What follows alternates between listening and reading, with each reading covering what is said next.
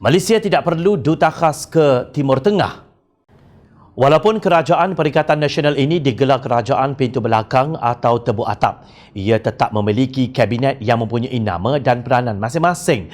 Malaysia sudah ada Kementerian Luar Negeri dan diketuai oleh Datuk Seri Hishamuddin Tun Hussein dan timbalannya Datuk Kamaruddin Jaafar.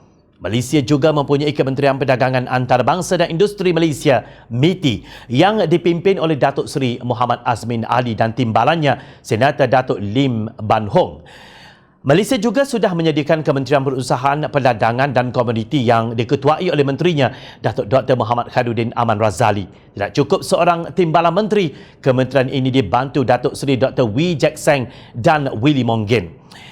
Seperti negara-negara lain yang merdeka dan berdaulat, Malaysia juga mewujudkan kedutaan besar, pesuruhjaya tinggi dan konsulat jeneral di negara-negara luar yang ada hubungan diplomatik termasuk di Timur Tengah. Kesemua entiti tersebut sudah lengkap sebagai wakil rasmi kerajaan dalam melaksanakan pelbagai fungsi diplomatik, perdagangan dan kebudayaan. Mereka memainkan peranan penting dalam semua sektor sebagai jurucakap dan perantara mewakili Malaysia dan setiap rundingan yang melibatkan kepentingan negara.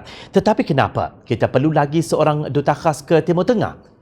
Naib Ketua Pemuda Parti Amanah Negara Amanah Perak Muhammad Fitri Asmuni berkata, dengan wujudnya kementerian-kementerian tersebut serta pejabat kedutaan, pesuruhjaya tinggi dan konsulat negara sebenarnya tidak memerlukan pun Datuk Seri Hadi Awang sebagai duta khas Perdana Menteri di Timur Tengah. Negara kita mempunyai dua menteri luar, Hadi Awang yang bertaraf menteri fokus di Timur Tengah, manakala Hishamuddin pula di bahagian yang lain, kata Fitri.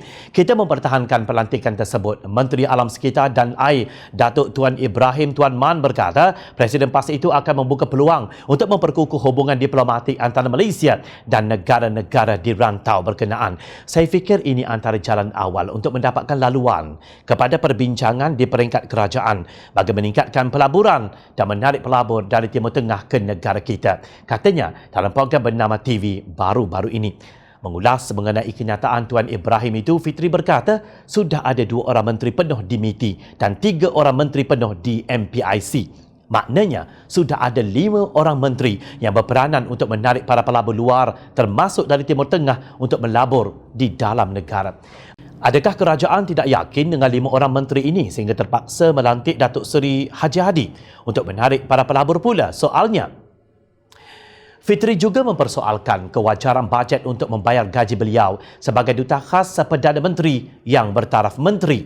Yang penting kerajaan tetap menggunakan duit rakyat untuk membayar gaji beliau. Sekiranya beliau tidak menjalankan fungsi-fungsinya sebagai Menteri MITI, MPIC dan Kedutaan, rakyat hendak tahu apakah sebenarnya peranan beliau. Kelakar sungguh apabila pelantikan Duta Islam pertama Mus'ab bin Umair di Yathrib, kini Madinah selepas hijrah, digunakan sebagai analogi untuk menjustifikasikan pelantikan Hadi. Sedangkan kita tahu apapun peranan beliau sudah boleh dilaksanakan oleh kementerian-kementerian, kedutaan, pesuruhjaya tinggi dan konsulat yang dilantik oleh kerajaan. Seronok agaknya bermimpi dalam keadaan mewah.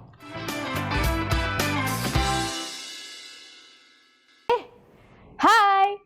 Jangan lupa klik kanan untuk rentasan berita, klik kiri untuk keratan berita. Dan jangan lupa untuk subscribe kami tau.